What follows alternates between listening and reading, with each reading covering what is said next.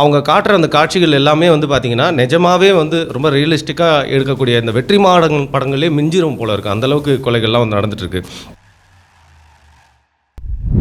இது வருவதற்கு திமுகவுடைய ஆட்சியுடைய அந்த நிர்வாகத்தின் மெத்தன போக்கு தான் காரணம்னு நான் சொல்கிறேன்.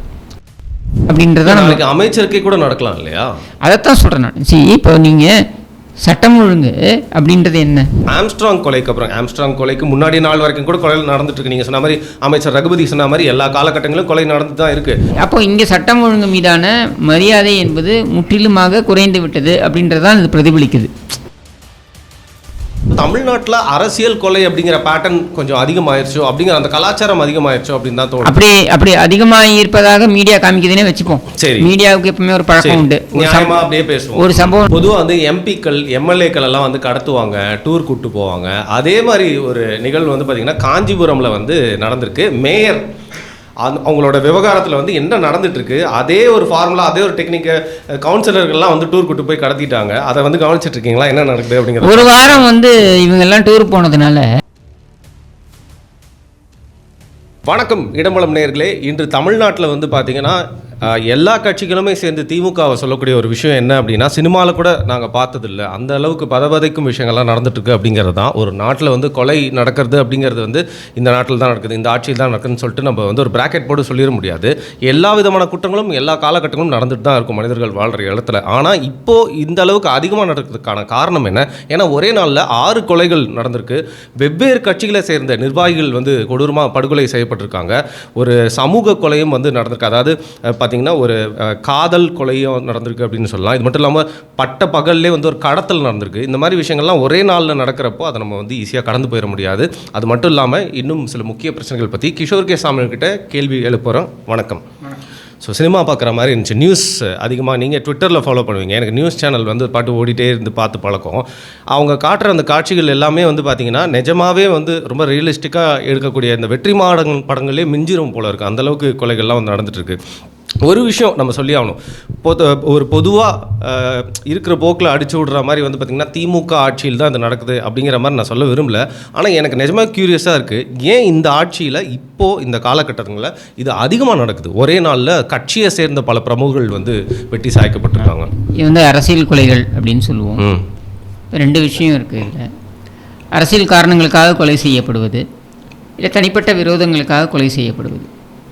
இப்போ அரசியல் காரணங்களுக்காக கொலை செய்யப்படுவது அப்படின்றத வச்சுக்கிட்டாலும் இந்த கொலைகள் எல்லாமே அந்த கிளாசிஃபிகேஷனுக்குள்ளே வருமா அப்படின்னா இல்லை அப்படின்னு நம்மளால் ஓரளவுக்கு அதை ஆரம்பத்தில் பார்க்கும்பொழுது, அதாவது வரக்கூடிய ஆரம்ப கட்ட தகவல்களை வைத்து அதை நம்ம சொல்ல முடியும். முதற்கட்ட தகவல்கள்னு வச்சுக்கோங்க. சரி, பட் நான் என்ன கேட்குறேன் இங்கே அப்படின்னா, இது அரசியல் காரணங்களுக்காக செய்யப்பட்ட கொலையா, இல்லை தனிப்பட்ட காரணங்களுக்காக செய்யப்பட்ட கொலையா, இல்லை பகையின் காரணமாக செய்யப்படுகின்ற கொலை அப்படின்னு வரும்பொழுது திட்டமிட்டு செய்யப்படுகின்ற கொலை, இல்லை கோபத்தில் ஏதோ ஒரு வாக்குவாதத்தில் நடக்கின்ற கொலை, இப்படி என்ன கிளாசிஃபிகேஷன்றது விசாரணையின் அடிப்படையில் தான் நமக்கு தெரிய வரும். என்றாலும் கூட இதை துணிச்சலாக செய்வதற்கான அந்த ஸ்கோப் இருக்கு இல்லையா, இது வருவதற்கு திமுகவுடைய ஆட்சியுடைய அந்த நிர்வாகத்தின் மெத்தன போக்கு தான் காரணம்னு நான் சொல்கிறேன்.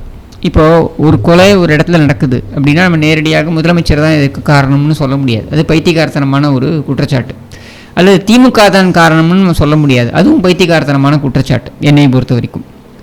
ஆனால் ஒரு சம்பவம் நடக்குது, அந்த சம்பவத்தை ஒட்டி நீங்கள் வந்து பார்த்தீங்கன்னாக்க அதுக்கு முன்னரும் பின்னரும் நடந்த விஷயங்கள் அப்படின்னு எடுத்துக்கிட்டீங்கன்னாகட்டும், அல்லது அரசாங்கத்திடமிருந்து என்ன மாதிரியான ரெஸ்பான்ஸ் வருது அப்படின்றதாக இருக்கட்டும், இது எல்லாமே இந்த நிர்வாக திறமையின்மையை பிரதிபலிப்பதாகத்தான் இருக்குது. ஏன் சொல்கிறேன் அப்படின்னா, இப்போ அப்பாவு வந்து பேசுகிறார். ஊரிஸ் அப்பாவு சபாநாயகர். அப்போ சபாநாயகர் என்பவர் அந்த மாண்பை பின்பற்ற வேண்டும். அதை விட்டுவிட்டு அரசியல் ரீதியான கருத்துக்களை தெரிவிப்பது அப்படின்றதுலேருந்து விலகணும், இல்லை அரசாங்கத்தின் சார்பாக பேசுவது அப்படின்றதுலேருந்தும் விலகணும். சரியா? ஓகே, இது ஒரு பிரச்சனை. அடுத்தது ரகுபதி பேசுகிறார். ரகுபதி சொல்வதை ஓரளவுக்கு நான் ஏற்றுக்கொள்கிறேன். ரீசெண்டாக நிறைய பேசுகிறார் இல்லையா? அதாவது கொலைகள் அப்படின்றது வந்து அது எல்லா காலத்துலேயும் இருந்திருக்கு, எல்லா ஆட்சி காலத்துலேயும் இருந்திருக்கு. அது வரைக்கும் நான் ஒத்துக்கிறேன் அவர் சொல்கிறத. பட் அதை கடந்து நான் என்ன சொல்ல வரேன் அப்படின்னா, இப்போ ரீசன்ட் ஸ்பேட் ஆஃப் கில்லிங்ஸ், அதாவது இப்பொழுது நடக்கக்கூடிய இந்த மர்டர்ஸ்லாம் எடுத்தோம்னாக்க, ஒரு மதுரையில் நாம் தமிழர் கட்சியுடைய நிர்வாகி வந்து ஓட வெட்டி கொலை செய்யப்பட்டார். எங்கே கொலை செய்யப்பட்டார் அப்படின்றத பார்க்கணும் நீங்கள். அமைச்சர் இருக்கிற தெருவிலே, அமைச்சருடைய தெருவுக்கு அருகிலேயே, பிடிஆருடைய தெருவுக்கு அருகிலேயே. இப்போ கேள்வி என்னன்னா, அவர் தனிப்பட்ட பகையினால் கொல்லப்பட்டாரா அப்படின்னா இருக்கலாம். ஆனால் அதையும் கடந்து நம்ம கேட்க வேண்டியது என்னன்னா, அமைச்சருடைய இல்லத்திற்கு அருகாமையிலேயே இது நடக்கும் அளவிற்கு துணிந்து இருக்கிறார்கள் என்றால் சட்டம் ஒழுங்கை பற்றிய மதிப்பு எந்த அளவுக்கு இருக்குது அப்படின்றத நம்மளுக்கு அமைச்சருக்கே கூட நடக்கலாம் இல்லையா? அதைத்தான் சொல்கிறேன் நான். இப்போ நீங்கள் சட்டம் ஒழுங்கு அப்படின்றது என்ன, நம்ம பல இடங்களில் பதிவு பண்ணுறது தான் திரும்பியும் பதிவு பண்ணுறோம். 1,38,000 காவலர்கள் தான் இருக்கிறார்கள் 7.5 கோடி மக்கள் தொகைக்கு அப்படின்னு பார்க்கும் பொழுது, இந்த சட்டம் ஒழுங்கு என்பது பர்செப்ஷனில் தான் நிறைய ரன் ஆகுது. காவல்துறை இருக்குது, காவல்துறை செயல்பட்டு கொண்டிருக்கிறது அப்படின்ற அந்த பர்செப்ஷனில் தான் ரன் ஆகுது. இந்த பர்செப்ஷனை நீங்கள் எப்படி கொண்டு வரலாம்னா, சில நடவடிக்கைகளின் அடிப்படையில் தான் நீங்கள் கொண்டு வர முடியும். மாறாக இவர்கள் எப்படி அதை கொண்டு வர வேண்டும் என்று நினைக்கிறார்கள் என்றால், இந்த ப்ரெஸ் மீட்டை கொடுத்து ரவுடிகளுக்கு புரிகின்ற பாஷையில் நாங்கள் பேசுவோம், அவர்களுக்கு புரிகின்ற மொழியில் நாங்கள் பேசுவோம், இப்படின்லாம் வந்து ஸ்டேட்மெண்ட்டை கொடுத்து மசில் ஃப்ளெக்ஸிங், இது வந்து எந்த இடத்துலையும் உங்களுக்கு உதவாது. கான்க்ரீட்டாக நீங்கள் கிரவுண்டில் நீங்கள் நடவடிக்கை எடுத்து அந்த நடவடிக்கைகள் மக்கள் மத்தியில் பேச்சு பொருளாக வேண்டும். அப்படி ஆகியிருக்கிறதா என்பதுதான் கேள்வி. இல்லை, சமீபத்தில் கூட பார்த்தோம், அந்த ஒரு மாவட்டத்தில் திமுக காரர்கள் இறங்கி போய் யாரோ டூரிஸ்ட்டோ யாரோ வந்திருக்காங்க, அந்த காரையை போட்டு அடிச்சு உடைக்கிறாங்க, இறக்கி அடிக்கிறாங்க அந்த டிரைவர். சரியா? இப்போ இதுதான் நீங்கள் பிரச்சனை. இதை நீங்கள் துணிச்சலாக செய்ய முடியும் அப்படின்ற எண்ண ஓட்டம் இங்கே வந்துருச்சுன்னா, யார் வேண்டுமானாலும் எப்படி வேண்டுமானாலும் செயல்படலாம்னு வந்துடுறது இல்லையா? அப்போ நேராக போகலாம், வெட்டலாம், யாரை வேணாலும் குத்தலாம். இப்படியான ஒரு சூழல் நீங்கள் ஏற்பட்டிருக்கிறதுக்கு காரணம், ஈவன் நீங்கள் தனிப்பட்ட விரோதம் என்று சொன்னாலும் கூட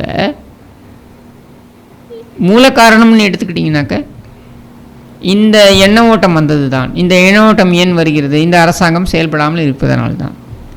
ஸோ கேள்வி மறுபடியும் இந்த அரசாங்கத்தை நோக்கி, இந்த ஆட்சியாளர்களை நோக்கித்தான் செல்லும். இல்லை, இது எப்படி கட்டுப்படுத்துறது அப்படிங்கிறதே வந்து திரண்டிட்டு இருக்காங்களா?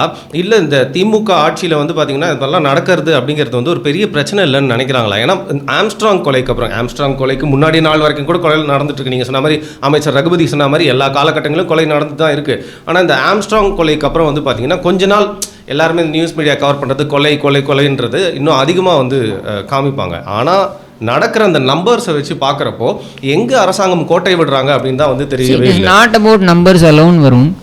நம்பர்ஸ் நீங்கள் எடுத்துக்கிட்டீங்கன்னாக்கா maybe they can argue and say நாங்கள் 2000 இருக்குது கம்மியாக இருக்குது அப்படி. It is not about numbers. இது எங்கே நடக்குது, யாருக்கு எதிராக நடக்குதுன்றதை பாருங்கள், நடக்கும் விதம். அதுதான் சொல்கிறேன். இதையெல்லாம் நீங்கள் எடுத்துக்கிட்டிங்கனாக்க அப்போ இங்கே சட்டம் ஒழுங்கு மீதான மரியாதை என்பது முற்றிலுமாக குறைந்து விட்டது அப்படின்றதான் இது பிரதிபலிக்குது. It's not just about numbers. எப்படி எங்கே நடக்குது? அப்போது நீங்கள் ஒரு மக்கள் அதிகம் புழங்குகின்ற இடத்துல, நடமாட்டம் இருக்கின்ற இடத்துல தைரியமாக ஒரு 15-20 பேர் வந்து ஒரு ஆளை சரமாரியாக வெட்டி விட்டு செல்ல முடியும் அப்படின்ற ஒரு எண்ண ஓட்டம், அது ஒரு 100 மீட்டர் போலீஸ் ஸ்டேஷனில் இருந்து அப்படின்னா, அப்போ நீங்கள் யோசிச்சு பாருங்கள். இதுதான் நீங்கள் பிரச்சனை. ஓகே, இப்போ நீங்கள் எப்போவுமே சொல்லக்கூடிய ஒரு குற்றச்சாட்டு, கொலை சம்பவம் பற்றி நான் உங்ககிட்டலாம் பேசும்போதெல்லாம் வந்து காவல்துறையை சரியாக செயல்பட விட மாட்டேங்கிறாங்க, அந்த ஹேண்ட் அவங்களுக்கு கொடுக்க மாட்டுறாங்க அப்படின்னு சொல்கிறீங்க. இந்த வாட்டி அந்த மாதிரி ஒரு குற்றச்சாட்டு தான் இருக்கா உங்களுக்கு?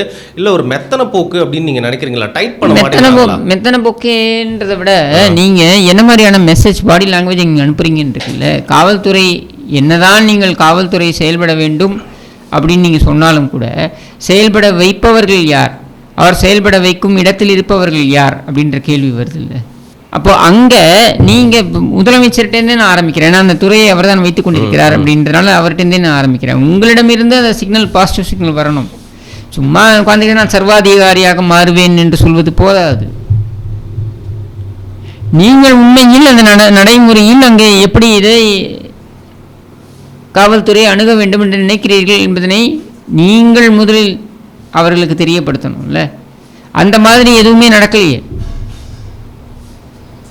அப்போ இங்கே இங்கே இங்கே அகெயின் காவல்துறை மீது பழி போடலாமா வேண்டாமா அப்படின்றதை விட காவல்துறையை சுதந்திரமாக செயல்பட விடுவது அப்படின்றதுல உங்களுக்கு என்ன பிரச்சனை இருக்குன்றதை நீங்கள் பட்டியலிடுங்க. என்ன பிரச்சனை? பெருசாக ஒன்றும் கிடையாது. இந்த சிண்டிகேட் எல்லாமே திமுக ஆட்சியுடன் இணைந்திருக்கிறது அப்படின்றது தான். இதில் ஏதாவது ஒரு இடத்தை மீது கை வைத்தால் நாங்கள் தானே உங்களுக்கு ஆதரவு கொடுத்தோம், அப்படி தானே நீங்கள் வந்து ஆட்சியில் உட்கார்ந்துருக்கீங்க, இப்படின்ற கேள்வியே அவர்கள் முன்வைக்கிறார்களோ அப்படின்ற ஆதங்கமும் நமக்கு வருது. Okay, maybe that is a reason. இல்லை, இந்த கொலையில் எல்லாமே ஒரு ஒத்துமை நிறையா இருக்கிறத பார்க்குறப்போ எப்படி ஆம்ஸ்ட்ராங் அவர்களோட கொலையில் எல்லா கட்சியிலேருந்து சேர்ந்து ஒரு நிர்வாகியாவது வந்து சம்மந்தப்பட்டு அவங்கள வந்து கைது பண்ணியிருக்காங்க. இதுக்கு நான் சம்மந்தப்படுத்தலை. பட் பாருங்கள், ஒரே நாளில் பல கொலைகள் நடந்ததும் அந்த அரசியல் சம்மந்தப்பட்ட ஒரு பிரமுகர், ஒரு கவுன்சிலராக இருக்கார், ஒரு நிர்வாகியாக இருக்கார். ஸோ தமிழ்நாட்டில் அரசியல் கொலை அப்படிங்கிற பேட்டர்ன் கொஞ்சம் அதிகமாகிடுச்சோ, அப்படிங்கிற அந்த கலாச்சாரம் அதிகமாகிடுச்சோ அப்படின்னு தான் தோணும். அப்படி அதிகமாக இருப்பதாக மீடியா காமிக்குதுன்னே வச்சுப்போம். சரி, மீடியாவுக்கு எப்பவுமே ஒரு பழக்கம் உண்டு. ஒரு சம்பவம் நடக்குது அப்படின்னா அது ஒட்டி இருக்கக்கூடிய சம்பவங்களை மட்டுமே ஹைலைட் பண்ணுறதுன்றது மீடியாவுக்கு ஒரு கலாச்சாரம்னு வச்சுப்போம். நம்முடைய கேள்வி என்னன்னா, முதலமைச்சர் இதற்கு என்ன மாதிரியான தீர்வை கொண்டு வரவிருக்கிறார்? மீடியாவை மிரட்டுறதை விட்டுருங்க. உங்கள் டிஐபிஆரை வச்சுக்கிட்டே நீங்கள் மீடியாவை மிரட்டுறதுன்றதை வச்சுருங்க, தனியாக வச்சுருங்க. அது மட்டும்தான் நீங்கள் பண்ணிகிட்ருக்கீங்க. நான் கேட்குறத அதை தவிர்த்து வேறு என்ன அந்த முதலமைச்சர் செய்ய போகிறார்? நான் சர்வாதிகாரியாக மாறுவேன் அப்படின்னு பேசுகிறது மட்டும் தீர்வு கிடையாது. அப்போது அங்கே ஏதோ ஃபண்டமெண்டல் ப்ராப்ளம் இருக்குது. இந்த அரசு நிர்வாகத்தில் ஃபண்டமெண்டல் பிரச்சனை இருக்குது அப்படின்றத நான் பார்க்குறேன். இப்போ உதாரணத்திற்கு ஆசிரியர்கள் இன்றைக்கு வந்து போராட்டத்தில் டிஐபிஆர் இல்லை, அதை பற்றியும் நான் நெக்ஸ்ட் கேட்கலாம். அவங்க வந்து இப்போ இறங்கியிருக்காங்க போராட்டத்தில் பொழுது அவர்களை உடனேயே கைது செய்கிறார்கள். பேச்சுவார்த்தை நடத்துவதற்கு கூட அங்கே தயாராக இல்லை. என்னுடைய கேள்வி, இதுவே ஒரு திரைப்படம் ரிலீஸ் ஆக இருக்குது, அதில் ஏதோ ஒரு பஞ்சாயத்து, எவ்வளவு முனைப்புகளை இவர்கள் காண்பிப்பார்கள் அப்படின்றது பார்த்துருக்கோம். ஏன்னா நான் ஏன் இதில் லிங்க் பண்ணுறேன்னா, கள்ளக்குறிச்சியில் ஒரு பிரச்சனைனாலும் உதயநிதியை தான் நீங்கள் அனுப்புகிறீங்க, நாளைய முதலமைச்சர் அப்படின்னு நீங்கள் ப்ராப்பகேட் பண்ணுறீங்கன்னும் பொழுது இதே உதயநிதியை இந்த ஆசிரியர் விவகாரத்தை நீ ஹேண்டில் பண்ணுன்னு சொல்லி கொடுத்துருக்கலாமே, ஹேண்ட் ஓவர் பண்ணியிருக்கலாமே. திரைப்படங்களில் பஞ்சாயத்து நடந்தால் முதல் ஆளாக உதயநிதி சென்று அதையெல்லாம் தீர்த்து வைப்பதை வழக்கமாக கொண்டிருக்கிறார். இல்லை, அதுதான் அவங்க கண்ணில் தெரியுது. அவரால் தான் அந்த பிரச்சனையும் கூட அதுதான் கண்ணில் படும்படி தான் அவங்க செயல்படுறாங்க. நீங்கள் தான் சொல்லிட்டீங்களே, நியூஸ் மீடியா வந்து எதை சென்சிலைசேஷன், இப்போ வந்து ஒரு சினிமாவை பற்றி சம்மந்தப்பட்ட ஒரு பிரச்சனை இருக்குன்னா அதை காட்டினா தான் மக்கள் கொஞ்சம். சரி, இப்போ யார் தடுத்தது உதயநிதியை? ஆசிரியர்கள் பிரச்சனையில் தன்னுடைய நண்பருடன் இணைந்து, நண்பர் தானே அன்பில் மகேஷ்னு சொல்கிறீங்க, உங்கள் நண்பருடன் இணைந்து திரைப்பட விழாக்கள் எல்லாம் உங்களால் ஈடுபட முடியுதில்ல, அங்கே போய் உட்கார முடியுதில்ல. உங்கள் நண்பரை கூட்டி கொண்டு சென்று இந்த ஆசிரியர்களை சந்திப்பதற்கு உங்களை எது தடுத்தது? இதுவே ஒரு திரைப்படத்திற்கு பிரச்சனைனா நீங்கள் இந்த அளவுக்கு அதை முனைப்பு காமிச்சிருப்பீங்க. நான் சொல்லலை, இங்கே லைக்கா இன்னும் பல தயாரிப்பு நிறுவனங்கள் அவங்க சொல்கிறாங்க. இப்போ அதில் காண்பிக்கக்கூடிய முனைப்பை நீங்கள் ஏன் இதற்கெல்லாம் காட்ட மாட்டேங்கிறீங்க? ஏன்னா நீங்கள் நாளைக்கு முதலமைச்சர், இது பல நாள் பிரச்சனை என்பதை கொதித்து எழுந்து இன்றைக்கு அது போராட்டமாக மாறி இருக்கிறது. ஒரு அமைச்சர் எவ்வளவுதான் this has been simmering for quite some time. சரியா, இது ரொம்ப நாளாக போயிட்டு இருக்கு. அந்த கோரிக்கையை நீங்கள் நிறைவேற்ற வேண்டும் அப்படின்னு சொல்லிட்டு அவங்க வந்து இன்னைக்கு வந்து போராட்டமாக, திடீர் போராட்டமாக அவர்கள் வந்து இறங்கி இருக்கிறார்கள். இப்போ அது கைதுதான் தீர்வா? 243A அப்படிங்கிற ஒரு சட்ட திருத்தம். அது மட்டும் இல்லாமல் அவங்களுக்கு பதவி உயர்வு, இவங்க எல்லாருமே தொடக்க கல்வி ஆசிரியர்களாக இருக்காங்க, பதவி உயர்வு அப்படிங்கிறதுலையும் வந்து ஸ்டாப் பண்ணி வச்சுருக்காங்க. இதெல்லாம் இந்த மாதிரி பல கோரிக்கைகள்லாம் கேட்டு தான் அவங்க வந்து போராடுறாங்க. ஸோ டிபிஐ முற்றுகையிடுறப்போ ஒரு ஒரு ஒரு ஃபார்மாலிட்டியாக வந்து அரெஸ்ட் பண்ணி இந்த மண்டபத்துக்கு கூட்டு போகிற மாதிரி தான் கூட்டு போயிருக்காங்க. அவங்க தானேங்க வந்து பெருமையாக சொன்னாங்க, நாங்கள் தான் இந்த கட்சியை ஆட்சிக்கு கொண்டு வந்தோம், திமுக ஆட்சிக்கு வருவதற்கு நாங்கள் தான் காரணமாக இருந்தோம்னு சொன்னாங்க. நீங்களே சொல்கிறீங்க, ஏன்னா ஆசிரியர்கள், அதுவும் அரசு பள்ளிக்கூட ஆசிரியர்களுக்கு எப்பவுமே வந்து சாதகமா இருக்கக்கூடிய அரசு அப்படின்னு தான் வந்து திமுக சாதகமா இருந்திருக்கா? சரி, இதை தீர்வை நோக்கி எடுத்து செல்வதற்கு உதயநிதி ஏதாவது முயன்றாரா? இதுதான் கேள்வி. இதுக்கு பதில் சொல்லட்டும்.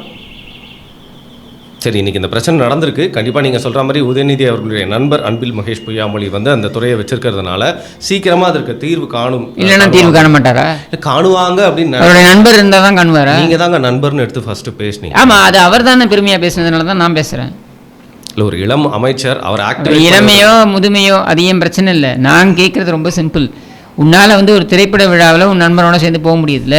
ஒரு திரைப்படத்துக்கு பிரச்சனை அப்படின்னா அதற்கு உடனேயே உட்காந்து பஞ்சாயத்து பண்ணி அதுக்கு தீர்வு காண வேண்டும் அப்படின்னு முனைப்பை காமிக்க முடியுதுல்ல. அந்த முனைப்பையே உன்னால் இந்த ஆசிரியர்கள் பிரச்சனையில் காமிக்க முடியல. ஏன்னா உன்னுடைய ஃபோக்கஸ் அது கிடையாது. உன் ஃபோக்கஸ் எல்லாம் அந்த திரைத்துறையை கடந்து எதுவுமே கிடையாது. எப்பயோ அதை விட்டு வந்துட்டாருங்க அவர். வந்து இருந்தால் ஏங்க இன்றைக்கி விஷாலிலேருந்து எல்லாரும் வந்து சொல்ல போகிறாங்க திரைத்துறையில் அரசியல் தலையீடு இருக்குது, எங்களால் சுதந்திரமாக இயங்க முடியலன்னு ஏன் சொல்ல போகிறாங்க? எனக்கு தெரிஞ்சு விஷால் வந்து இப்போ ஏதோ ஒரு காழ்ப்புணர்ச்சியில் வந்து பேசுகிறாரு. அவர் வந்து பேசுறதுக்கு பாஜக தூண்டுறாங்க அப்படிங்கிற மாதிரி செய்திகள்லாம் வந்து. சரி, விஷால் காழ்ப்புணர்ச்சியில் பேசுகிறாருன்னு வச்சுப்போம். நீங்கள் சொல்லுங்கள், எத்தனை திரைப்படங்கள் இந்த சன் பிக்சர்ஸ் மற்றும் உதயநிதி உடைய அந்த ஜெயண்டா வாட் எவர் இட் இஸ் இவங்களோட தொடர்பு இல்லாமல் எத்தனை படங்கள் வெளியே வந்திருக்கு சொல்லுங்கள். ஹிட் படங்கள் எத்தனை வந்து வந்திருக்கு சொல்லுங்கள். என் நாட்டில் எவ்வளோ பிரச்சனை இருக்குது. ஆனால் நீங்கள் வந்து அதான் நானும் சொல்கிறேன், நாட்டில் எவ்வளோ பிரச்சனை இருக்குது. இந்த பிரச்சனையெல்லாம் தீர்வு காண வேண்டிய இடத்தில் இருப்பவர் அமைச்சர். அதையெல்லாம் விட்டுட்டு அவருடைய ஃபோக்கஸ் வந்து திரைப்படத்துறையில் ஏதாவது பிரச்சனைனா அதை தீர்வு காண்பது அப்படின்றதுல மட்டும்தான் அவரோட ஃபோக்கஸ் இருக்குதுன்னு நான் சொல்கிறேன். நீங்கள் சொல்கிறது தான் நானும் ஆமோதிச்சு சொல்கிறேன்.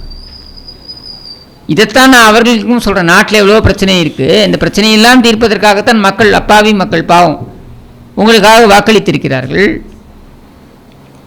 வேறு எதற்காகவும் இல்லை என்றால் அதற்காகவாவது நீங்கள் செயல்பட முயற்சி செய்யுங்கள் அப்படின்னு தான் நானும் சொல்கிறேன். சரி, இப்போது இன்னொரு விஷயத்தை பற்றி கேட்கணும். இப்போ திமுகவுக்கு சார்பாக பேசுகிறதுக்கு அப்படிங்கிறதுக்கு இந்த மாதிரி வந்து மாற்று ஊடகம், அதாவது இந்த இன்டர்நெட்டில் யூடியூப்பில் பேசுகிறதுக்கு நிறைய பேர் இருக்காங்க. பட் எதிர்கட்சி சம்மந்தப்பட்ட ஏதாவது ஒரு பிரச்சனை நடந்துச்சு அப்படின்னா, குறிப்பாக நாம் தமிழர் கட்சியில் ஏதாவது பிரச்சனை நடந்துச்சு அப்படின்னா அதை வந்து ஒரு 2-3 யூடியூப் சேனல்கள் இருக்குது. அதை எடுத்து வந்து பார்த்திங்கன்னா ஒரே நாளைக்கு 5-6 காணொலிகள் போட்டுகிட்டே இருக்காங்க. அதில் பேசக்கூடிய வார்த்தை, இப்போ நீங்களே சில நேரத்தில் ஏதாவது தடித்த வார்த்தைகள் பயன்படுத்தினா ஏங்க அப்படின்னு நான் கேட்பேன். ஆனால் சில நேரங்களில் இல்லைங்க, அந்த முழு காணொலியிலேயே வந்து பார்த்தீங்கன்னா தற்குறி, இன்னும் சில வார்த்தைகள்லாம் என்னால் சொல்ல முடியல. அது எனக்கு ஈஸியாக சொல்லிட்டு கடந்து போயிடலாம் அவங்கள மாதிரியே. ஆனால் எனக்கு கொஞ்சம் கூச்சமாக இருக்குது. அந்த மாதிரி வார்த்தைகளை குறித்து வந்து நாம் தமிழர் கட்சியின் தலைவர் சீமான் வந்து ஒருங்கிணைப்பான சீமானை வந்து சொல்கிறதா இருக்கட்டும், அடுத்த தலைவர் சொல்கிறதா இருக்கட்டும், இந்த மாதிரி ஒரு காணொலிகள் வந்து பார்த்திங்கன்னா நான் ஆடியோ விஷயத்தையும் தாண்டி வந்துட்டேன். அதை பற்றியே திருப்பியும் பேசணும், நிறைய பேசிட்டோம் அதை பற்றி. இந்த மாதிரி ப்ரொஜெக்டடாக ஒரு 5-6 காணொலிகள் ஒரு நாள் ஃபுல்லாக போட்டுகிட்டே இருக்காங்க. இதற்கு எதிராக லீகலாக ஏன் வந்து இந்த கட்சிகள் ஆக்ஷனும் எடுக்க மாட்டுறாங்க? அதற்கான ஒரு கேஸ் கூட வந்து ஃபைல் பண்ண மாட்டுறாங்களே, இதுக்கான காரணம் லீகலாக ஆக்ஷன் எடுக்கிறது அப்படின்றத விட நீங்கள் ஒன்று புரிஞ்சுக்கணும். திமுக இன்றைக்கு நேற்று அதை செய்யலை. 1961 கண்ணதாசன் அவர்கள் EVK சம்பத்துடன் இணைந்து அவர்கள் தமிழக தேசிய கட்சி, தமிழ் நேஷனலிஸ்ட் பார்ட்டின்னு நினைக்கிறேன், அப்படின்ற ஒரு கட்சியே அவங்க ஆரம்பிக்கிறாங்க. அந்த காலகட்டத்தில் பார்த்தீங்கன்னாக்கா இருந்த திமுக எம்எல்ஏக்கள் எல்லோரும் ஏதோ ஒரு பத்திரிகையை வைத்திருந்தார்கள். பல அவதூறுகளை இந்த பத்திரிகைகள் மூலமாக அவர்கள் பரப்பிக் கொண்டிருந்தார்கள். அது அப்படியே கண்டினியூ ஆகுது. இல்லை, இப்போ எப்படிங்க இதே வார்த்தையை வந்து இப்போ நீங்கள் பயன்படுத்திங்கன்னு சொல்ல பயன்படுத்தாதீங்க சரிங்களா? அப்படி நீங்கள் பயன்படுத்திருந்தீங்க தொடர்ந்து ஒரு 4 காணொலிகள்னா நாளைக்கே உங்கள் மேலே ஒரு வழக்கு பதிவு பண்ணி உள்ளே போட்டிருப்பாங்க. ஆனால் இப்போ திமுகவுக்கு எதிராக பேசக்கூடிய யூடியூப் சேனல்ஸ் அப்படின்னு நீங்கள் பார்த்தீங்கன்னா நீங்கள் விரல் விட்டு எண்ணிடலாம். அதில் ஒன்று இடம் வளம். இப்போ பார்த்துட்டு இருக்க பார்வையாளர்கள் கூட கீழே கமெண்ட் பண்ணலாம், இதெல்லாம் திமுக செய்கிற தவறுகளை சுட்டி காட்டி அவங்களுக்கு எதிராக பேசுகிறாங்க, ஆளுங்கட்சிக்கு எதிராக விமர்சனம் செய்யக்கூடிய சேனல்ஸ்ன்றது. அப்படி இருக்கிறப்போ இந்த குறிப்பிட்ட சேனல் வந்து பார்த்திங்கன்னா ரொம்ப ஆபாசமாகவும், இன்னும் 2-3 சேனல் கூட சொல்ல முடியும், ரொம்ப ஆபாசமாக டெய்லி வந்து போட்டுகிட்டே இருக்காங்க. அது வந்து ஒரு அடக்குமுறை, அதாவது அவங்க வந்து மற்றவங்களை அடக்குமுறை பண்ணுறாங்க, அவங்கள கேட்கறதுக்கு ஆள் இல்லை அப்படிங்கிற மாதிரி. இதை வந்து நீங்கள் கடந்த ஆட்சியின் பொழுது ரொம்ப சென்சிட்டிவாக சின்ன சின்ன விஷயங்கள் கூட பொங்கி எழுந்த இந்த சோக்கால் நடுநிலையாளர்கள் அப்படின்னு இருக்கக்கூடிய அந்த ஊடகவியாளர்கள் இருக்காங்க இல்லையா, அவங்க தான் இதுக்கு பதில் சொல்லணும். அன்னைக்கு நீங்கள் கருத்து சுதந்திரம் பற்றி பேசுனீங்க, இன்னைக்கு கருத்து சுதந்திரம் எந்த அளவுக்கு இருக்கிறதுன்றதை நீங்கள் பாருங்கள். இது ஒரு படி மேலே போய் ஒரு செய்தியை வெளியிடுபவரை மிரட்டலாம், ஒரு செய்தியை வெளியிடுபவரை கைது செய்யலாம். அதையெல்லாம் கடந்து ஒரு செய்தியை வெளியிடுபவர் மீது தனிப்பட்ட தாக்குதல் அப்படின்னு சொல்லிட்டு ஆர்கனைஸ்டாக, இது என்ன சைபர் புல்லிங் தானே, சைபர் புல்லிங் ஆர்கனைஸ்டாக இதை செய்வது அப்படின்றத, இதையும் ஒரு கலாச்சாரமாக ஒரு வழக்கமாக இரு கட்சிகள் நடத்தி கொண்டிருக்கின்றன. ஒன்று வந்து திமுக, இன்னொன்று பாஜக. இவர்கள் தான் அதிகமாக இதை செய்து கொண்டிருக்கிறார் இப்போ ரீசன்ட் டைம். ஆமாம். அப்போது இங்கே என்ன கேள்வி அப்படின்னா, இது பார்வையாளர்களான மக்கள் தான் முடிவு செய்யணும், இல்லை வேறு யாரும் எதுவும் பண்ண முடியாது. இப்போ நீங்கள் ஒரு டிஐபிஆரில் ஐஏஎஸ் அதிகாரி உட்காந்துக்கிட்டு ஒரு நியூஸ் சேனலுக்கும் கூப்பிட்டு நீங்கள் இந்த விவாதத்தை நடத்துங்கன்னு டாப்பிக்கே தராங்க அப்படின்னா, அப்போ எந்த அளவுக்கு அரசாங்கத்தோட தலையீடு இருக்குன்றதை பாருங்கள். இதுக்கு எதுக்கு தனி சேனல்? எல்லாருமே சன் குழுமம் இல்லை அந்த கலைஞர் டிவியை அந்த குழுமம்னு சொல்லிட்டு போக வேண்டியதானே. நாம் தமிழர் தம்பிகள் மேலே எப்போவுமே வந்து சோஷியல் மீடியாவில் வந்து ஒரு குற்றச்சாட்டு இருந்தது. அது வந்து கொஞ்சம் கம்மியாக இருக்குது அப்படிங்கிறது என்னுடைய பார்வை. If I'm wrong you can correct me. அதாவது எந்த விமர்சனம் சீமானுக்கு எதிராக சொன்னாலும் நாம் தமிழர் கட்சிக்கு எதிராக சொன்னாலும் தவறான வார்த்தைகள், தடித்த வார்த்தைகளை பயன்படுத்துகிறாங்க. கொஞ்சம் வந்து நாவடக்கம் தேவை அப்படின்னோன்னா தலைமையில் இன்னைக்கு எல்லா கட்சியும் பண்ணுறாங்க. இன்னைக்கு நாம் தமிழர் கட்சியோட தம்பிகள் அதை வந்து கம்மியாக பண்ணுற மாதிரி தெரியுது. அண்ட் நீங்கள் சொன்ன மாதிரி பாஜக வந்து திமுகவுக்கு ஈக்குவலாக வந்து அதை பண்ணிட்டு இருக்கிறது தான் வந்து அதான் சொல்கிறேனே. நான் இப்போ கடந்த முறை சொன்னது தான் இப்பவும் சொல்கிறேன். தேசிய அளவில் பாஜக என்பது ஒரு திமுக மாதிரி தான், மாநில அளவில் திமுக என்பது பாஜக மாதிரி தான். இது ஒன்றும் ரெப்ளிகேட் பண்ணுறாங்க, அவ்வளோதான். இவங்களுடைய மோடஸ் ஆபரண்டி எல்லாமே ஒன்று தான். தேசிய அளவில் இருக்கக்கூடிய மீடியாவெல்லாம் கோடி மீடியான்னு சொல்கிறோம் இல்லையா, அது மாதிரி அவங்க எல்லாமே கைப்பற்றி வைத்திருக்கிறது பாஜக. மாநில அளவில் திமுகவும் அதே தான் செய்திருக்கிறது மீடியாவை வச்சுக்கிட்டு. அப்போ மீடியாவை வைத்து கொண்டு மட்டுமே இங்கே அரசியல் செய்ய முடியும், நமக்கு நிர்வாகத்திறன்லாம் தேவையே கிடையாது, வெறும் பிஆர் ஸ்டண்ட்டை வச்சே நம்ம வந்து மேனேஜ் பண்ணிடலாம் அப்படின்ற ஒரு ஒப்பீனியனை இங்கே ஸ்டாலினுக்கு கொடுத்து வைத்திருக்கிறார்கள். இதை மாற்றக்கூடிய வல்லமை யாருக்கு இருக்குது? அதிமுகவுக்கு இருக்கா, இல்லை வேறு கட்சிகளுக்கு இருக்கா என்றால் இல்லை. இதை மாற்றக்கூடிய வல்லமை என்பது மக்களுக்கு தான் இருக்குது. மக்களுக்கு அந்த சிந்தனை வரணும். திமுக ஒன்று பேசும், ஒன்று செய்யும். இதை கேள்வி கேட்பவர்களை கண்மூடித்தனமாக தாக்கும். இதுதான் காலம் காலமாக திமுக செய்து வருகின்ற விஷயம். திமுகன்ட்டில் கருணாநிதி ஒரு ஃபேக்ஷனாக ஒரு கோஷ்டியாக செயல்பட்ட பொழுது கூட திமுகவில் இதான் கதி. எதிர்கருத்து வைப்பவர்கள், எதிர்கருத்து பேசுபவர்கள் இவர்கள் எல்லோரும் கடுமையாக வசைப்பாடுதலுக்கு உட்படுத்தப்படுவார்கள். அபியூஸ் இதை வந்து அவங்க திமுக தொடர்ந்து செய்து வருகிறது. இது ஏதோ இன்னைக்கு பண்ணுறான்னு நினைக்காதீங்க. இது காலத்திற்கு ஏற்றார் போல தன்னை மெருக்கேற்றிக்கொள்ளும் அந்த பக்குவம் திமுகவுக்கு இருக்குது. அது நல்லதுக்கு இருக்கா அப்படின்னா இல்லை. ஓகே, இந்த யூடியூபர்ஸ் பற்றி பேசுனதுக்கு நம்மளே நிறைய பேர் விமர்சிச்சிருந்தாங்க. என்னங்க மெச்சூர்டான டாபிக்ஸ் பேசுகிறத விட்டு நம்ம 2 நாளைக்கு முன்னாடி ஒரு காணொலி பதிஞ்சிருந்தோம் இர்ஃபான் பிரியாணி மேன் பற்றி. இன்றைக்கி அது பார்த்திங்கன்னா அது உச்சம் தொட்டிருக்கு அப்படின்னே சொல்லலாம். ஏன்னா நம்ம திமுகவோட இந்த ஈகோ சிஸ்டம் பற்றி பேசுகிறப்போ யூடியூபர்ஸ் வரைக்கும், ஃபார் எக்ஸாம்பிள் ஷூமி வண்ணக்காவியங்கள் அப்படிங்கிற ஒரு பாட்காஸ்ட் சேனல் இருக்குது. அவங்க கீழே இருக்க மற்ற யூடியூபர்ஸ்லாம் வந்து பார்த்திங்கன்னா இந்த பிரியாணி மேன் அப்படிங்கிறவரை திருப்பி இன்னும் புல்லிங் பண்ணி நிறைய வீடியோஸ்லாம் போட்டு அவர் வந்து ஒரு முட்டாள்தனமான ஒரு செயலியும் செய்ய வந்து முயன்றிருக்காரு. ஒரு லைவ் வீடியோ போட்டு அதிலே வந்து தற்கொலை செய்கிற மாதிரி ஃபேனில் வந்து தூக்கு மாட்டிக்கிற மாதிரியான விஷயம்லாம் பண்ணி அவங்க அம்மா வந்து தடுத்துட்டாங்க. அந்த நேரங்கள் நான் ஏன் அதை கொண்டு வரேன் அப்படின்னா, அப்போயும் ஒரு கால் வருது. அவர் யாருன்னு பார்த்தீங்கன்னா அந்த திமுகவுக்கு எப்போவுமே வந்து ஆதரவாக பேசிகிட்டு இருக்க, மற்றவங்களை வந்து ரொம்ப கொடூரமான வார்த்தைகள்லாம் பயன்படுத்தக்கூடிய இந்த ஷூமி வண்ணக்காவியங்கள் அப்படிங்கிறதுலேருந்து ஒரு மெம்பர் கால் பண்ணி அந்த தற்கொலையை தடுக்கிற மாதிரி இருக்குது. அப்போ அந்த பையன் சொல்கிறான், நீங்கள் தானே என்னை வந்து தற்கொலைக்கு தூண்டினீங்க, நீங்களாம் தான் என்ன அப்யூஸ் பண்ணீங்க அப்படின்னு சொல்லிட்டு. ஸோ அந்த யங் ஜென்ரேஷன் இருக்கக்கூடிய அந்த இன்ஃப்ளூயன்சர்ஸ், கண்டென்ட் கிரியேட்டர்ஸ் வரைக்கும் இது வந்து நடந்துட்டுருக்கு. அதே தான் அந்த யூடியூப் புட்டர்ஸ் மாதிரியான சேனல்கள்லாம் இந்த அரசியல் தளத்துலையும் வந்து செஞ்சுட்டு இருக்காங்க அப்படிங்கிறது. அதான் சொல்கிறேன், நீங்கள் ரேம்பெண்டா இல்லை அவரை நம்ம ஆதரிக்கல. அவர் பண்ணது வந்து ரொம்ப முட்டாள்தனமான ஒரு விஷயமா தான் நான் பார்க்குறேன். நீங்கள் ஆதரிக்காததை விட்டுருங்க. சரி, ரேம்பெண்டாக இந்த மாதிரி வந்து அப்யூஸ் பண்ணுறது, புல்லி பண்ணுறது, இது நான் தனியாக ஒரு சேனல் யூடியூப் ரூட்டஸோ இல்லை வேறு ஒரு சேனலோ நான் சொல்ல விரும்பலை. பிகாஸ் என்னை பொறுத்த வரைக்கும் end of the day beat YouTube routes அவன் கட்சிக்கு அல்ல, அவன் ஆதரிக்கக்கூடிய கட்சிக்கு அவன் நேர்மையாக்கணும்னு நினைக்கிறான். சரியா? பட் இந்த மாதிரியான அப்யூஸ் இருக்கு இல்லையா, இது வந்து தமிழ்நாட்டில் கொஞ்சம் புதுசாக இருக்குது. இதுக்கு முன்னாடி நடந்திருக்கு. டிஜிட்டல் ஏஜில் இது புதுசாக இருக்குது. ஏன்னா இங்கே வந்து நீங்கள் இதை பண்ணுறீங்களா? ஏன்டா 1960களிலேருந்து நீங்கள் இதான் பண்ணிகிட்டு இருந்தீங்க. இங்கே இவ்வளோ முன்னேற்றங்கள் நடைபெற்று இவ்வளோ விஷயங்கள் வந்ததுக்கப்புறமும் நீங்கள் அதையே கண்டினியூ பண்ணுறீங்களே அப்படின்றது வந்து அதிர்ச்சியாக தான் இருக்குது, இல்லைன்னா மறுக்க முடியாது. பட் சொல்யூஷன் டு திஸ் யார்கிட்ட இருக்குது? எங்கிட்டயோ உங்கள்கிட்டயோ கட்சிகள்கிட்டயோ இல்லை, எதிர்கட்சிகள்கிட்டயோ அதிமுகவோ இல்லை பாஜகவோ இல்லை வேறு எந்த கட்சியாகனா கட்டும், இவர்கள்ட்ட இல்லை. Solution to this is with the people. நீங்கள் ஒரு முறை இவர்களை நிராகரியுங்கள். அப்புறம் பாருங்கள் இது எல்லாம் எப்படி மாறுதுன்னு. வேற ஒரு ஆட்சி வந்தால் இந்த மாதிரியான இன்ஃப்ளூயன்சர்ஸ் எல்லாம் வந்து கொஞ்சம் கண்டிப்பாக வந்து இதை வந்து நடவடிக்கை எடுக்க தான் செய்வாங்க. இது எல்லாமே நடவடிக்கைக்கு உட்படுத்தப்பட வேண்டிய வார்த்தைகள், வசவு சொற்கள். இதையே நாம் இவர்களுக்கு எதிராக பயன்படுத்தி இருந்தால் இந்நேரத்திற்கு ஊருக்கு ஒரு கம்ப்ளைண்ட் போட்டு தூக்கி உள்ள வைப்பாங்க. இது அவர்கள் அப்படின்றதுனால தப்பிக்கிறாங்க. நான் திரும்பி சொல்கிறேன், இது நீண்ட நாளைக்கு நீங்கள் தப்பிக்க முடியாது. யார் வந்தாலும் ஆட்சிக்கு நீங்கள் வரப்போவது உறுதியே கிடையாது.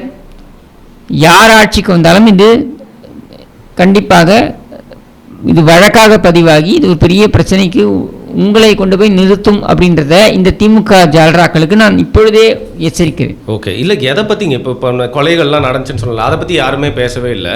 உதாரணத்துக்கு வந்து பார்த்தீங்கன்னா எந்த ஒரு ஆதிக்க மனநிலை கொண்ட சாதியை சேர்ந்தவங்க ஒரு சாதிய ஆணவ படுகொலை செஞ்சுட்டாங்க அப்படின்னா அதை பற்றி நிறைய பேர் வந்து போஸ்ட் போடுவாங்க, பேசுவாங்க, விவாதிப்பாங்க, அதை பற்றி காணொலிகள்லாம் பதிவிடுவாங்க. நேற்று நான் சொன்னல அந்த சினிமாவில் நடந்த மாதிரி அந்த 5 கொலைகளில் வந்து இன்னொரு கொலையாக வந்து பார்த்தீங்கன்னா ஒரு ரெஸ்டாரண்ட்டில் தர்மபுரி அப்படின்னு நினைக்கிறேன், அங்கே வந்து சித்தா டாக்டருக்கும் ஒரு கிரில் மாஸ்டர், அதாவது இந்த ஹோட்டலில் வந்து சிக்கன்லாம் செய்யக்கூடிய கிரில் மாஸ்டருக்கும் ஒரு காதல் ஏற்பட்டிருக்கு.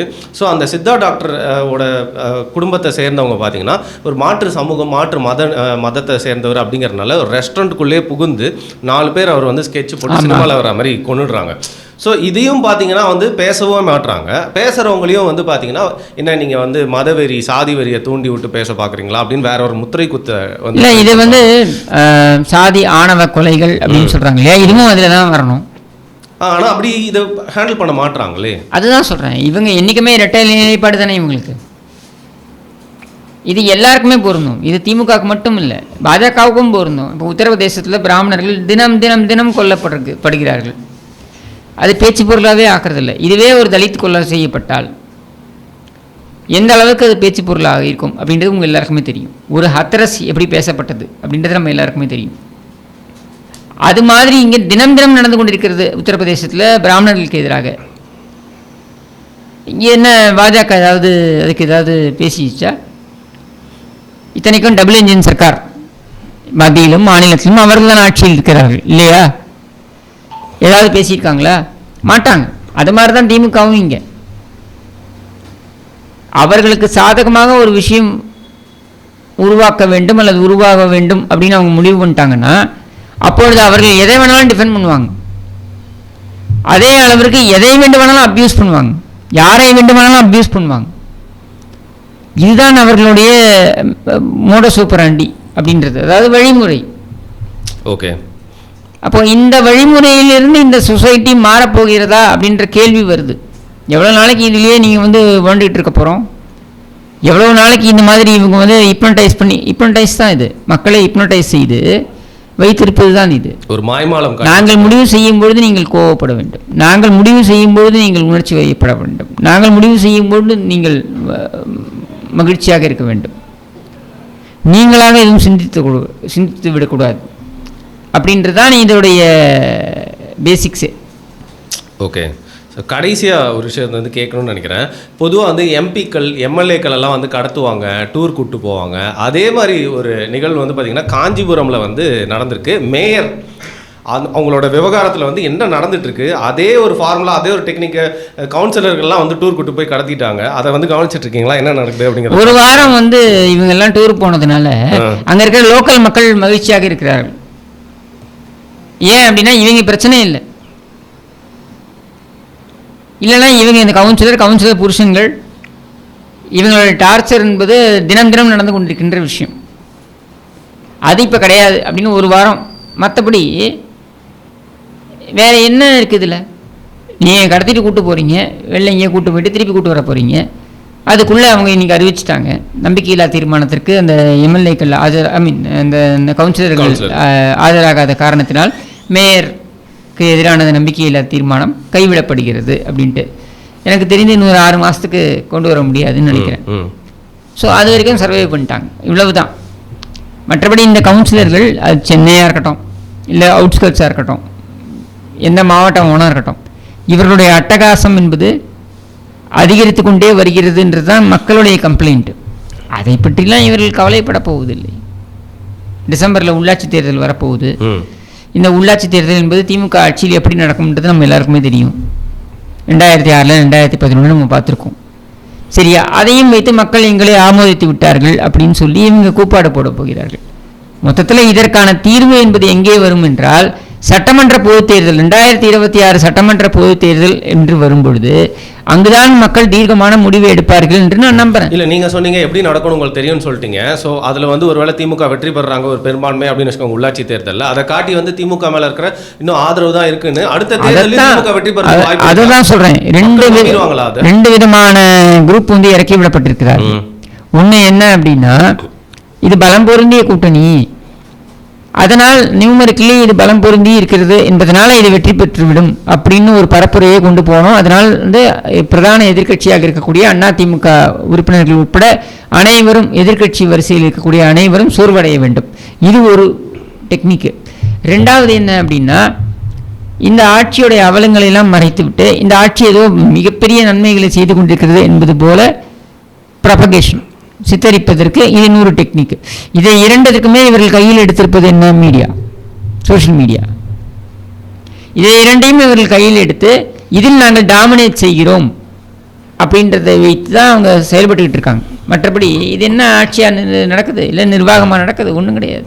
ஓகே, நான் ஒரு கடத்தல் பற்றி சொல்லியிருந்தேன். அதை வந்து பார்க்குறப்போ வந்து யாருக்கு வேணால் என்ன வேணால் நடக்கலாம் அப்படின்னு தான் வந்து தோணுது. இது வந்து அதிமுக ஆட்சி நடந்துட்டு இருந்ததுன்னு வச்சுக்கோங்களேன். அப்போ இந்த விஷயங்கள்லாம் நடந்தாலும் இதே மாதிரி தான் ஒரு சாதாரண ஒரு மக்கள் வந்து எப்படி வந்து ரியாக்ட் பண்ணுவாங்களோ அப்படி தான் நான் அதை வந்து பார்க்கணும்னு நினைக்கிறேன். தினம் தினம் மீடியாவில் கொலைகளோ இல்லை வந்து சாவுகளையோ பார்த்துட்டு இருந்தால் அதை பழகிட்டு போய் சாதாரணமாக அதை பற்றி பேசணும்னு அவசியம் இல்லை. ஒரு ஹியூமன் டச்லேயே இருக்கணும்னு நினைக்கிறேன் நான். இதை பற்றி டிஜிட்டல் ஏஜில் ஒன்று புரிஞ்சுக்கோங்க, திமுகவை நம்ம வந்து ஆக்கப்பூர்வமாக கிரிட்டிசைஸ் பண்ணுறோம், குறைகளை நம்ம சொல்கிறோம். அதே சமயத்தில் இன்னொன்று நம்ம புரிஞ்சுக்கணும், டிஜிட்டல் ஏஜில் சின்ன சின்ன விஷயங்கள் கூட ரீச்சாக வந்து போய் சேர்ந்துருது. அது மட்டும் இல்லாமல் அது வந்து வீடியோ ஃபார்மேட்டில் நிறைய பகிரப்பட்டு விடுகிறது. அப்போ அது பகிரப்படும் பொழுது நீங்கள் அதிகமாக அது நடப்பது போன்ற ஒரு எண்ண ஓட்டம் அங்கே ஏற்படுது. சரியா? இப்போ நம்ம என்ன இங்கே பார்க்கணும் அப்படின்னா, இந்த சம்பவங்கள் அதிகமாக நடந்திருக்கா குறைவாக நடந்துக்கிட்டு இருக்கா அப்படின்றது ஒரு பக்கம். இந்த சம்பவங்களை துணிச்சலாக இவர்கள் ஏன் செய்கிறார்கள் அப்படின்றத பார்க்கணும்.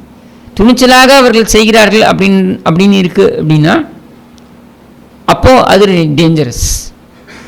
ஏன்னா அவர்கள் எதையும் செய்வதற்கு துணிந்து விட்டார்கள்னு அர்த்தம். இப்போ உதாரணத்திற்கு அமைச்சருடைய வீதியிலேயே அவருடைய இல்லத்திற்கு அருகிலேயே கத்தியை எடுத்துகிட்டு போய் வெட்டி சாய்க்கிறாங்க அப்படின்னாக்க அப்போ அவர்கள் எதற்கும் துணிந்து விட்டார்கள் அப்படின்னு அர்த்தம். இது டேஞ்சரஸ். எண்ணிக்கை அளவில் 450 பேர் இருந்து கொல்லப்பட்டார்கள் கடந்த ஆண்டு, இந்த ஆண்டு 430 தான் இப்படின்னு பேசுறது இல்லை சாமர்த்தியம். நம்முடைய கேள்வி, அது 1 கொலையோ 10 கொலையோ 100 கொலையோ அது எந்த சூழலில் நடந்திருக்கிறது, எப்படி அரங்கேற்றப்பட்டிருக்கிறது அப்படின்றதும் கேள்விக்கு உள்ளாக்கப்பட வேண்டும், விவாதத்திற்கு உட்படுத்தப்பட வேண்டும். அப்படி உட்படுத்தும் பொழுது இந்த அரசாங்கத்தின் நிர்வாக சீர்கேடு என்பதுதான் அதிகப்படியான துணிச்சலை கொடுக்கிறது அப்படின்ற கன்க்ளூஷனுக்கு நம்ம வரோம். ஓகே, பட் எங்கெல்லாம் ஒரு சான்ஸ் கிடச்சி நல்லா வந்து செயல்படலாமா, எங்கெல்லாம் ஸ்கோர் பண்ணலாமா, மக்களோட மனதை வெல்லலாமா, அங்கெல்லாம் கூட வந்து கோட்டையை விடுற மாதிரி தான் இருக்குது. ஏன்னா ஒரு ஸ்கூல் வேன் டிரைவர் வந்து பார்த்தீங்கன்னா குழந்தைங்களை வந்து காப்பாற்றுறதுக்காக மாரடைப்பு ஏற்பட்டு அதை சேஃபாக எடுத்துகிட்டு போய் ஒருத்தர் முட்டிட்டு வந்து அவர் இறந்து போய்ட்றாரு. குழந்தைங்களாம் வந்து உயிர் பழச்சிக்கிறாங்க. வெறும் 5 லட்சம் தான் கொடுக்குறாங்க.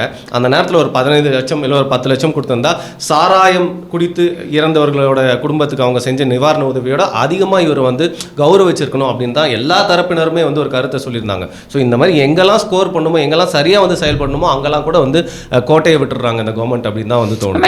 நீங்க முழுக்க பிஆர் பத்தி தானே நீங்க யோசிக்கிறீங்க. உங்களுக்கு இதில் நல்லா பிஆர் பண்ணிருக்கலாமே. அதைத்தான் சொல்றேன். அப்ப அந்த பிஆர் செய்யக்கூடிய குரூப்பே இங்கே விஷயங்களை மடைமாற்றம் செய்வது அப்படின்றதுலாம் அவங்க ஃபோக்கஸ்டாக இருக்காங்க. இப்போ நீங்கள் இந்த நபர், இந்த இறந்து போன நபருக்கு ஒரு 15 லட்ச ரூபா கொடுக்கறது அப்படின்றது எனக்கு தெரிந்து ஒரு ஒரு பாசிட்டிவ் மெசேஜை அனுப்பக்கூடியது. நிச்சயமா அதை பற்றி இந்த பிஆர் குரூப்பையும் கவலைப்பட போகுது. அவங்கள பொறுத்த வரைக்கும் டு தெம் ஸ்டாலின் இன்றைக்கு ஒரு சிக்கலில் ஏதோ ஒன்று பேசி மாட்டிக்கிறாரு, இல்லை ஸ்டாலினை சுற்றி இருக்கக்கூடியவர்கள் மாட்டிக்கிறாங்கன்னா அதிலிருந்து திசை திருப்புவதற்கு வேற என்னத்தை கிளப்பி விடலாம் அப்படின்றது தான் அவங்களுடைய நோக்கம். அதை கடந்து அவர்கள் ஆக்கப்பூர்வமாக சிந்திக்க முடியாதுன்னு பொழுது இந்த யோசனைகள்லாம் யாருக்கு நீங்கள் சொல்லிட்டு இருக்கீங்க? ஓகே, இன்றைக்கி ஃபுல் அண்ட் ஃபுல் வந்து பார்த்திங்கன்னா நடக்கும் ஆட்சியை வந்து நம்ம நிறைய விமர்சித்து தான் நிறைய விஷயங்கள் பேசியிருக்கோம். கொஞ்சம் கூட ஒரு டிஃபெண்ட் பண்ணக்கூடிய ஒரு இடத்துலையே இல்லை. முழுக்க முழுக்க குற்றச்சாட்டுகள், கவலைகள், ஒரு பயம் தான் வந்து இருக்குது இந்த விஷயங்கள்லாம் பார்க்குறப்போ. அதை பற்றி நம்ம நிறைய விஷயங்கள் வந்து நீங்கள் சொன்ன மாதிரி ஒரு கன்ஸ்ட்ரக்டிவ் கிரிட்டிசிசம் இந்த ஆளும் அரசாங்கத்துக்கு எதிராக கொடுத்துருக்கோம் அப்படின்னு நம்புகிறோம். நாளைக்கு இன்னும் சில முக்கியமான விஷயங்களோட உங்களை வந்து சந்திக்கலாம் என் கேள்விகளோட.